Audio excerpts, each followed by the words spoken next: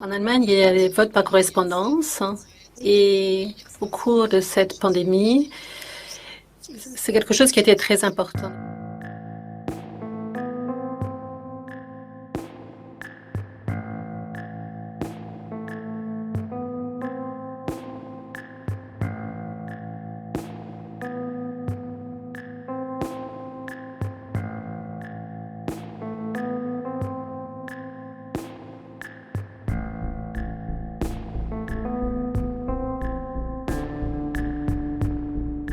J'aimerais mentionner un point. En Allemagne, il y a les votes par correspondance et au cours de cette pandémie, c'est quelque chose qui a été très important des personnes. Plus de 40 à 50% des électeurs ou des électrices ont voté par correspondance. Je n'ai pas les chiffres exacts à l'esprit. C'est la raison pour laquelle, eh bien, le taux de participation électorale était similaire au taux de participation électorale habituel. Je pense qu'effectivement, le vote par correspondance est l'aspect qui a permis de maintenir le taux de participation à un niveau élevé.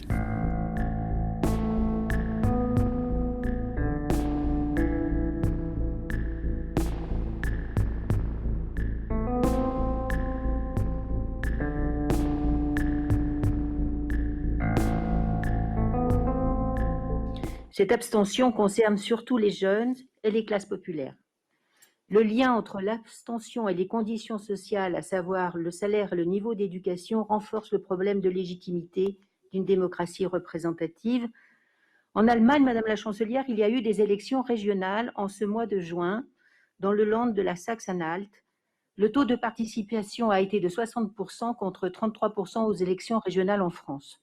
Pourtant, la Saxe-Anhalt est une région de l'Allemagne de l'Est, me dit-on, qui est réputée moins développée et plus pauvre que le reste du pays.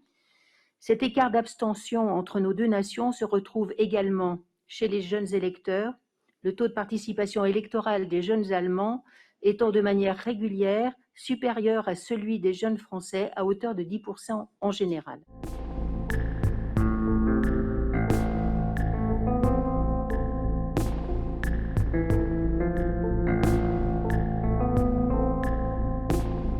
Cet accroissement d'abstention est à peu près le même que celui que nous avons constaté pour les municipales de 2020 par rapport à celles de 2014. Alors même, par exemple, que les dernières élections qui s'étaient tenues avant la survenue de la crise, c'est-à-dire les élections européennes de 2019, qui étaient traditionnellement marquées par un fort taux d'abstention, se sont concrétisées en France par une diminution de l'abstention. Donc nous prenons évidemment cette situation tout à fait au sérieux. Le président de l'Assemblée nationale a d'ailleurs annoncé mardi dernier des initiatives en ce sens et nous sommes parfaitement mobilisés pour que la démocratie française fonctionne au mieux.